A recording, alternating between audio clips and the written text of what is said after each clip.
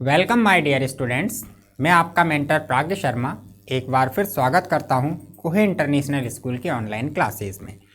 और आज आप मेरे साथ स्टडी करने वाले हैं अपनी बुक जिस बीहाइव लेसन नंबर 6 जिसका टाइटल है माई चाइल्डहुड। इसके बारे में कि माई चाइल्डहुड, जैसा कि मैंने प्रीवियस वीडियोज़ में आपको बतलाया, ये एक अंश है, एक पार्ट है एक ऑटोबायोग्राफी का कि India's 11th president doctor APJ Abdul Kalam, इन्होंने अपनी जीवन गाथा लिखी जिसको नाम दिया विंग्स ऑफ फायर। तो उस विंग्स ऑफ फायर के कुछ अंश को यह क्लास 9th में chapter number 6 title my childhood के रूप में दिया गया है। इस चैप्टर में अब्दुल कलाम जी जो हैं वो अपने जीवन के बारे में बतलाते हैं कि उनका जीवन किस प्रकार से रहा, उनका बचपन किस प्रकार से रहा। तो अब्दुल कलाम ने इस चैप्टर में बतलाया कि इनका जन्म रामेश्वरम की धनुषकोडी नामक जगह पर हुआ। यह एक मध्यम वर्गीय तमिल परिवार में पैदा हुए। इनके पिता के पास ना तो ज़्यादा शिक्षा थी और ना ही ज़्यादा संपत्ति थी। फिर भी इनके पिताजी, इन कमियों के बावजूद इनके पिताजी जो थे वो अनावश्यक सुख सुविधाओं की जो वस्तुएं हुआ करती थी उनसे दूर रहा करते थे। इनकी माँ एक बहुत ही धार्मिक स्वभाव की महिला थी। इनकी माँ में एक क्वालिटी थी कि यह अपने परिवार की संख्या से कहीं ज़्यादा संख्या में लोगों को प्रतिदिन भोजन कराया करती थी। फिर अब्दुल कलाम ने डिस्क्राइब किया एक चैप्टर में कि एक घटना घटी, द्वितीय विश्व युद्ध छिड़ गया, कि द्वितीय विश्व युद्ध प्रारंभ हुआ और द्वितीय विश्व युद्ध के बाद बाजार में अचानक ही इमली के बीजों की डिमांड बढ़ गई। तो अब्दुल कलाम बाल्यकाल में इमली के बीजों को इकट्ठा किया करते और अपने ही क्षेत्र में मस्जिद वाली गली में एक परचूनी की दुकान पर उनको बेच दिया करते थे। और उन इमली के बीजों के बदले जो परचूनी की दुकान वाला महाजन था वह उनको एक बहुत ही कम कीमत की राशि, एक बहुत ही तुच्छ सी राशि, एक आना दिया करता था। फिर अब्दुल कलाम कहते हैं कि इनका जो क्षेत्र था धनुषकोडी वह द्वितीय विश्व युद्ध से लगभग अप्रभावित रहा। क्यों? क्योंकि इट वॉज कम्प्लीटली आइसोलेटेड। इनका जो क्षेत्र था वह पूरी तरह से अलग थलग था, इसलिए उस पर द्वितीय विश्व युद्ध का प्रभाव नहीं पड़ा। लेकिन इनके सामने एक दुखद घटना आई कि द्वितीय विश्व युद्ध से इनके क्षेत्र पर एक प्रभाव पड़ा, केवल एक प्रभाव, और वो प्रभाव ये था कि फर्स्ट कॉजुअल्टी, जो पहली दुखद घटना थी वो ये थी कि रामेश्वरम स्टेशन पर ट्रेनों के ठहराव को बंद कर दिया गया। उससे एक विपत्ति सामने आई, एक मुसीबत पैदा हुई, और वो ये हुआ कि जब रामेश्वरम स्टेशन पर ट्रेनों के ठहराव पर पाबंदी लगा दी गई, उनको बंद कर दिया गया, तो न्यूज़पेपरों को एक गट्ठर के रूप में बांध करके चलती ट्रेन से फेंका जाने लगा। इनके एक चचेरे भाई थे जिनका नाम था जलालुद्दीन। वह रामेश्वरम नामक क्षेत्र में अखबार बांटने का काम किया करते थे। तो जब चलती ट्रेन से न्यूज़पेपर के बंडलों को फेंका जाने लगा तो इनके भाई आहत हुए, इनके भाई पर असर पड़ा। उनको एक सहयोगी की ज़रूरत महसूस होने लगी। क्यों? क्योंकि न्यूज़पेपरों के बंडलों को चलती ट्रेन से फेंका जाने लगा तो उनको इकट्ठा करने वाला भी तो चाहिए कोई। एक अकेला आदमी कहाँ तक काम करेगा। तो इनके भाई जलालुद्दीन को एक सहयोगी की ज़रूरत महसूस हुई। जैसा कि स्वाभाविक था, अब्दुल कलाम ने उस जगह पर अपनी पोजीशन बना ली, अर्थात उस खाली जगह को भर दिया और अपने चचेरे भाई जलालुद्दीन के साथ रामेश्वरम नामक क्षेत्र में अखबार बांटने का काम करने लग गए। इस प्रकार से जलालुद्दीन के साथ मिलकर के अब्दुल कलाम ने पहली बार मजदूरी के रूप में काम किया और पहली बार कमाई की। फिर रामेश्वरम में ही अब्दुल कलाम बताते हैं कि जब ये एलिमेंट्री स्कूल में पढ़ते थे तब एक घटना घटती है कि एक नए शिक्षक जो होते हैं वो इनकी कक्षा में आते हैं और इनकी कक्षा में आकर के जब इन सभी बच्चों को देखते हैं तो वो ये देखते हैं कि अब्दुल कलाम जो कि एक टोपी धारण करते थे और वह टोपी इनको एक मुस्लिम बालक के रूप में चिन्हित करती थी। तो अध्यापक ने देखा कि एक मुस्लिम संप्रदाय का बालक एक बहुत ही परंपरागत ब्राह्मण परिवार के बालक के साथ बैठा हुआ था। नए अध्यापक को ये बात हजम नहीं हुई और उन्होंने अब्दुल कलाम से कहा कि आप खड़े हो जाइए और अपना स्थान पीछे की पंक्ति में बना लीजिए। अब्दुल कलाम को इस बात से थोड़ा सा दुख महसूस हुआ, लेकिन उन्होंने अध्यापक के आदेश का पालन किया और वह अपना बस्ता उठा करके पीछे वाली पंक्ति में जा करके बैठ गए। अब्दुल कलाम बताते हैं कि इनके मित्र थे रामानंदन शास्त्री, जिसके बगल में ये बैठा करते थे। तो जब अब्दुल कलाम अपना बस्ता उठा करके पीछे वाली जगह पर अपने स्थान को नियत कर रहे थे, उस समय रामानंदा शास्त्री का चेहरा रुआंसा सा हो गया, वह रोने लग गया। उनको भी उतना ही दुख हुआ जितना अब्दुल कलाम को हुआ।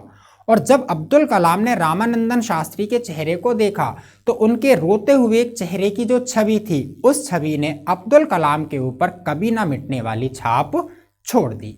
यहाँ तक की कहानी को अपन ने अब तक के वीडियोज़ में स्टडी किया है। इससे आगे की कहानी क्या है तो उसको पढ़ने के लिए अपन चलते हैं चैप्टर माई चाइल्डहुड पर। तो देखिए, अगली जो कहानी है वो स्टार्ट होती है कुछ इस तरीके से कि आगे अब्दुल कलाम जो हैं वो ये कहते हैं, on the whole the small society of Rameswaram was very rigid in term of the segregation of different social group. On the whole लगभग पूरी तरह से, ऑन द होल लगभग पूरी तरह से, the small society of Rameswaram, Rameswaram का छोटा सा समाज, कि रामेश्वरम में जितने भी समाज रहते थे, हिंदू मुस्लिम सिख ईसाई जितने भी संप्रदाय रहते थे, वो छोटे से सारे के सारे संप्रदाय वाज वेरी रिगिड, बहुत ही ज्यादा रिगिड। रिगिड का मतलब होता है शक्त या कठोर। रिगिड का मतलब क्या होता है भैया? रिगिड का मतलब होता है कठोर, बहुत ही ज्यादा कठोर थे, सख्त थे। In the term of segregation of different social group, अलग अलग सामाजिक ग्रुप, अलग अलग जो सामाजिक समुदाय थे, उन समुदायों में सेग्रेशन, अलगाव की भावना से। क्या मतलब था सेग्रेशन? अलगाव। अलगाव कि रामेश्वरम में जितने भी संप्रदाय के, जितने भी धर्मों के लोग रहते थे, जितने भी समाज के लोग रहते थे, वो सारे के सारे समाज के लोग अलगाव अर्थात एक दूसरे से अलग होने की जो भावना थी, जो बात थी, उसमें बहुत ही ज्यादा सख्त थे, कठोर थे। कहने का मतलब वहां पर सभी समाज एक साथ मिलजुल करके रहते थे, उनमें कोई भी सोशल डिफरेंस, कोई भी रिलीजियस डिफरेंस नहीं था। ना तो वो अपने समाज के प्रति अंतर पैदा करते थे और ना ही एक दूसरे से धर्म के प्रति अंतर की भावना रखते थे। तो वो धार्मिक मान्यताओं के आधार पर जो अंतर होता है, सामाजिक मान्यताओं के आधार पर जो अंतर होता है, उस अंतर की भावना में बहुत ही ज्यादा सख्त थे, कठोर थे। हाउएवर, फिर भी माई साइंस टीचर, मेरे विज्ञान के अध्यापक शिवा सुब्रमण्यम अय्यर, क्या नाम है साइंस के टीचर का? नाम है शिवा सुब्रमण्यम अय्यर। वो कहते हैं कि फिर भी मेरे विज्ञान के अध्यापक अर्थात अब्दुल कलाम के साइंस टीचर, जिनका नाम शिवा सुब्रमण्यम अय्यर था, दो एन ऑर्थोडॉक्स ब्राह्मण, दो यद्यपि, हालांकि एन ऑर्थोडॉक्स ब्राह्मण, एक परंपरागत, एक रूढ़िवादी, पहले भी बता चुका हूं, ऑर्थोडॉक्स, ऑर्थोडॉक्स का मतलब परंपरागत या फिर रूढ़िवादी, परंपरागत, कि मेरे विज्ञान के अध्यापक शिवा सुब्रमण्यम अय्यर जो हैं वो एक ऑर्थोडॉक्स ब्राह्मण, एक परंपरागत या एक रूढ़िवादी ब्राह्मण परिवार से संबंधित थे। With a very conservative wife, और उनकी पत्नी कंजर्वेटिव, कंजर्वेटिव का मतलब भी होता है यहाँ पर परंपरावादी। क्या होता है? परंपरावादी। इसको भी अपन ये कह सकते हैं कंजर्वेटिव, रूढ़िवादी। कि मेरे जो विज्ञान के अध्यापक शिवा सुब्रमण्यम अय्यर थे वो एक परंपरागत ब्राह्मण थे, अर्थात ब्राह्मण धर्म को, ब्राह्मण रीति रिवाजों को बड़ी मजबूती से मानने वाले व्यक्ति थे। और with a very conservative wife, और उनकी पत्नी भी बहुत ही ज्यादा रूढ़िवादी थी, अर्थात उनकी पत्नी भी हिंदू धर्म की मान्यताओं में बिल्कुल प्रचुर अच्छी तरह से घुसी हुई थी, अच्छी तरह से उन पर विश्वास करती थी। Was something of A rebel, लेकिन फिर भी वो विज्ञान के अध्यापक समथिंग, कहीं ना कहीं, कुछ ना कुछ, ऑफ आ रिवेल, एक रिवेल थे। रिवेल का मतलब होता है विद्रोही, एक विद्रोही के रूप में थे। परंपरागत और रूढ़िवादी ब्राह्मण, पत्नी भी परंपरागत और रूढ़िवादी, उसके बावजूद भी कहीं ना कहीं वो एक विद्रोही के रूप में थे। किस प्रकार के विद्रोही थे?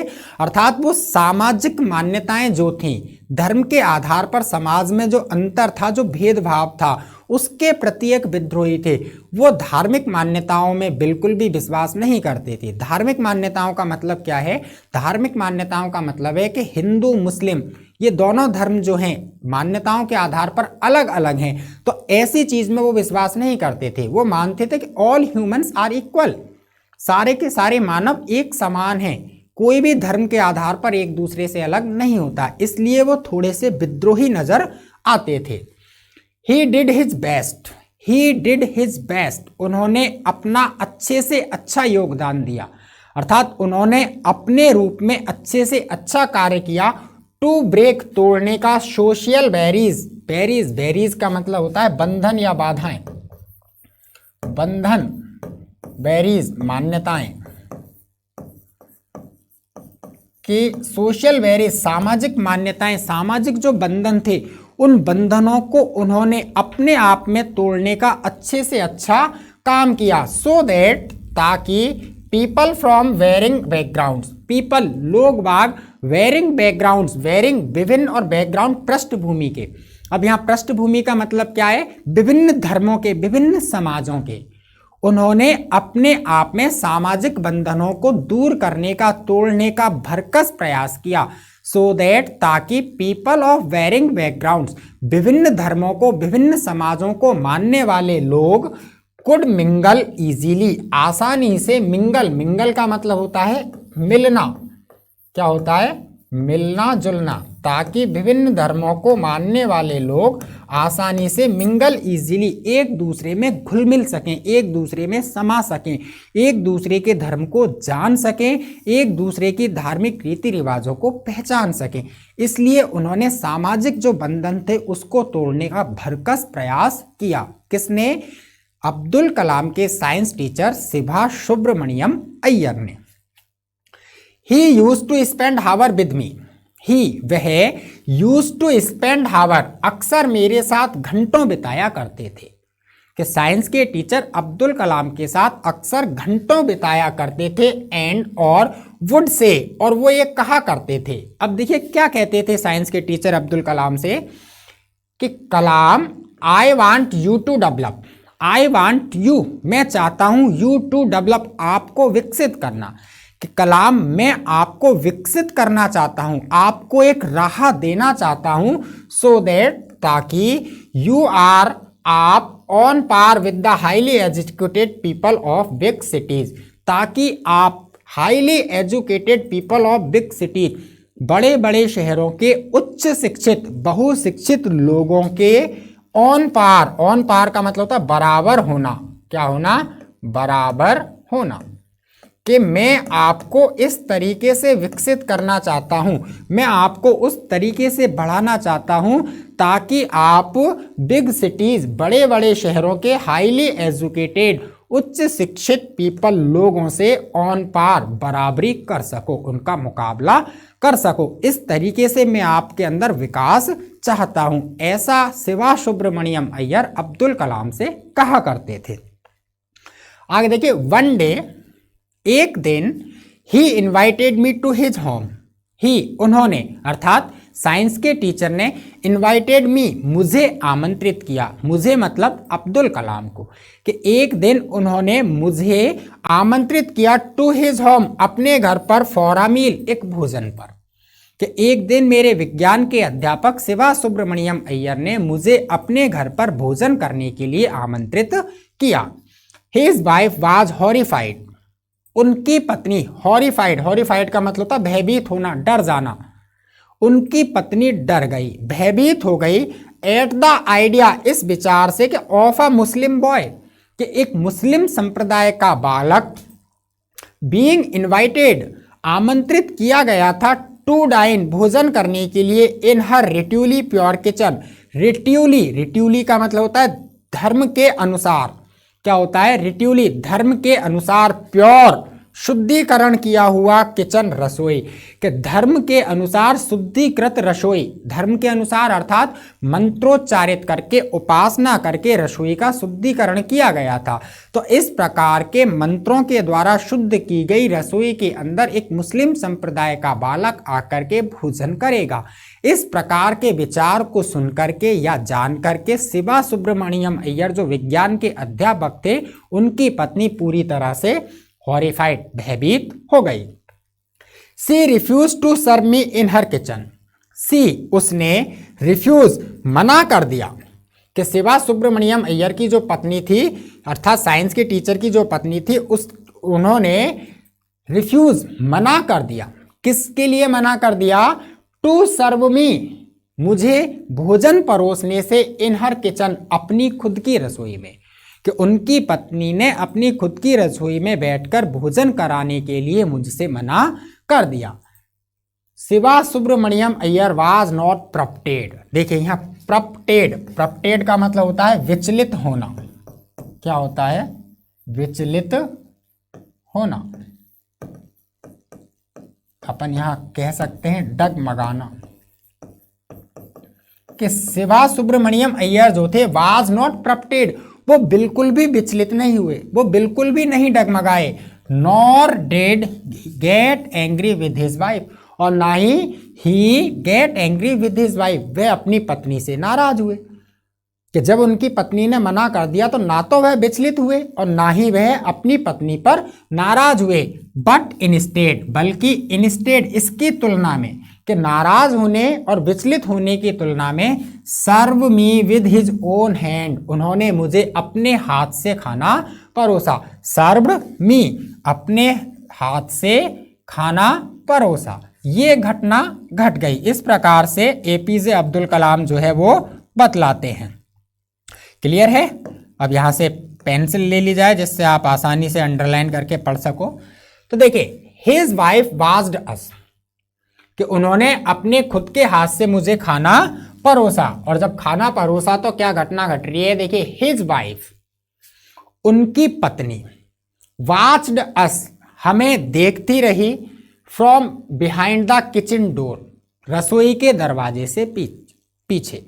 कि जब शिवा सुब्रमण्यम अय्यर ने मुझे खुद अपने हाथ से खाना परोस दिया तो उनकी जो पत्नी थी, from behind the kitchen door, जो रसोई का दरवाजा था उसके पीछे खड़ी होकर के हमको देखती रही। आई वंडर्ड, वंडर्ड का मतलब यहां पर है गौर करना। क्या है? गौर करना। या फिर यहां अपन लाइन के हिसाब से अर्थ लगा सकते हैं, उत्सुक होना, जिज्ञासा पैदा होना। कि आई वंडर्ड, मैंने गौर किया, मैं थोड़ा उत्सुक हो गया। वेदर शी हैड ऑब्जर्व, कि वेदर क्या, वेदर का मतलब क्या, शी ऑब्जर्व, ऑब्जर्व का मतलब होता अवलोकन करना, निरीक्षण करना। ऑब्जर्व मतलब अवलोकन करना या निरीक्षण करना। कि जब वो दरवाजे के पीछे खड़ी होकर के हम दोनों को खाना खाते हुए देख रही थी, तो whether she had observe any difference in the way I ate rice, तो क्या उसने अवलोकन किया, क्या उन्होंने कोई निरीक्षण किया, इन द डिफरेंस, कोई अंतर महसूस किया, in the way I ate rice, उन तरीकों से जिन तरीकों से मैंने चावल खाए। क्या मालूम वो ये देख रही हो कि इनके खाने का तरीका कैसा है और मेरे खाने का तरीका कैसा है। तो क्या उसने उनके खुद के और मेरे चावल खाने के तरीके में कोई अंतर महसूस किया, कोई अवलोकन किया उस चीज का। ड्रिंक वाटर, जब मैंने पानी पिया तो क्या उनके द्वारा पानी पिए जाने की क्रिया और मेरे द्वारा पानी पिए जाने की क्रिया में कोई अंतर उसने महसूस किया। और या फिर क्लीन द फ्लोर, फर्श को साफ करने का काम आफ्टर द मील, जो भोजन के बाद होता है, कि भोजन करने के बाद मैंने जो फर्श को साफ करने का काम किया, क्या उस काम में भी उन्होंने कोई अंतर महसूस किया। इस चीज के लिए मैं क्या था, उत्सुक था, मैं जानने का जिज्ञासु था कि मुझे पता तो चले कि इनकी पत्नी किस डिफरेंस को नोट करना चाहती है, ये क्या चीज देखना चाहती है कि इनके द्वारा ये कार्य किए जाते हैं और यही कार्य मैं कर रहा हूं, तो इन दोनों में कोई अंतर इनको महसूस होता है या नहीं होता है। When I was leaving him, देखिए when I was, जब मैं लिविंग हिज हाउस, उनके घर से जा रहा था, अर्थात उनके घर को छोड़ रहा था, अर्थात भोजन पूर्ण करने के बाद, भोजन को अच्छी तरह से खाने के बाद जब मैं अपने विज्ञान के अध्यापक के घर से प्रस्थान कर रहा था, Shiva Subramaniam Iyer invited me to join him for dinner again the next weekend. तो उन विज्ञान के अध्यापक शिवा सुब्रमण्यम अय्यर ने अगेन द नेक्स्ट वीकेंड, अगले वीकेंड, सप्ताह के अंत में, वीकेंड क्या होता है, सप्ताह का अंत अर्थात शनिवार, कि उन्होंने अगले शनिवार को एक बार फिर इनवाइटेड मी, मुझे आमंत्रित किया, to join him before dinner, कि मैं उनके साथ आकर के डिनर अर्थात रात्रि का भोजन करूं। कि जब मैं उनके घर से भोजन करने के बाद वापस जा रहा था तो शिवा सुब्रमण्यम अय्यर जो विज्ञान के अध्यापक थे, उन्होंने एक बार फिर मुझे न्योता दिया कि मैं वीकेंड पर अर्थात शनिवार के दिन आकर के उनके साथ एक बार फिर से भोजन करूं। देखिए, माई हेजिटेशन, सॉरी, ऑब्जर्विंग माई हेजिटेशन, ऑब्जर्विंग निरीक्षण करते हुए, देखते हुए, हेजिटेशन, हेजिटेशन का मतलब क्या होता है, झिझक, झक या फिर शंका, कि ऑब्जर्विंग माई हेजिटेशन, मेरी झिझक का निरीक्षण करते हुए, मेरी शंका, मेरी झिझकते हुए पन को देखते हुए, ही टोल्ड मी, उन्होंने मुझसे कहा, वो विज्ञान के टीचर मुझसे कहते हैं, क्या कहते हैं, देखिए, not to get upset, upset का मतलब परेशान होना, भ्रमित होना, नॉट टू गेट अपसेट, परेशान होने की जरूरत नहीं है, भ्रमित होने की, विचलित होने की जरूरत नहीं है। सेइंग, कहते हैं, once you decided to change the system, once एक बार, यू डिसाइडेड आपने निश्चय कर लिया, टू चेंज द सिस्टम पद्धति को बदलने का, कि जो पद्धति, जो तरीका चला आ रहा है, यदि आपने उस तरीके को, उस पद्धति को बदलने का एक बार क्या कर लिया, निश्चय कर लिया, such problems have to be confronted, तो सच प्रॉब्लम्स, इस प्रकार की समस्याओं का कन्फ्रंटेड, कन्फ्रंटेड का मतलब होता है सामना करना, क्या होता है, सामना करना, इस प्रकार की समस्याओं का तो सामना करना ही पड़ेगा। अगर आपने एक बार सिस्टम को चेंज करने का निश्चय कर लिया तो इस प्रकार की समस्याएं तो आए दिन आपके सामने आएंगी और आपको इन समस्याओं का सामना करना ही होगा। When I visited his house the next week, जब मैं अगले सप्ताह उनके घर पहुंचा, नेक्स्ट वीकेंड पर आमंत्रित किया था, तो मैं जब नेक्स्ट वीकेंड पर उनके घर भोजन के लिए पहुंचा, शिवा सुब्रमण्यम अय्यर्स वाइफ, तो शिवा सुब्रमण्यम अय्यर की पत्नी, टुक मी इनसाइड हर किचन, मुझे खुद अपनी रसोई के अंदर लेकर गई, एंड सर्व मी फूड, और मुझे भोजन परोसा, विद हर ओन हैंड्स, अपने खुद के हाथों से। कि क्या प्रभाव पड़ा जब उन्होंने कहा कि अगर आपने एक बार सिस्टम को चेंज करने के बारे में विचार कर लिया तो इस प्रकार की समस्याओं का तो सामना करना ही होगा। जब उन्होंने ये कहा और मैं दोबारा जब उनके घर भोजन पर पहुंचा तो मैंने एक चीज ऑब्जर्व की और मैं बड़ा चौंक गया कि वो कंजर्वेटिव वाइफ, वो रूढ़िवादी, वो परंपरागत विचारधाराओं वाली महिला जिसने प्रथम बार में मुझे अपनी रसोई में बैठकर भोजन कराने से इनकार कर दिया, द्वितीय बार में वो मुझे खुद हाथ पकड़ के अपनी रसोई में ले जाती है, वहां बैठाती है और अपने हाथ से भोजन खिलाती है, परोस देती है। देखिए, then the second world war was over.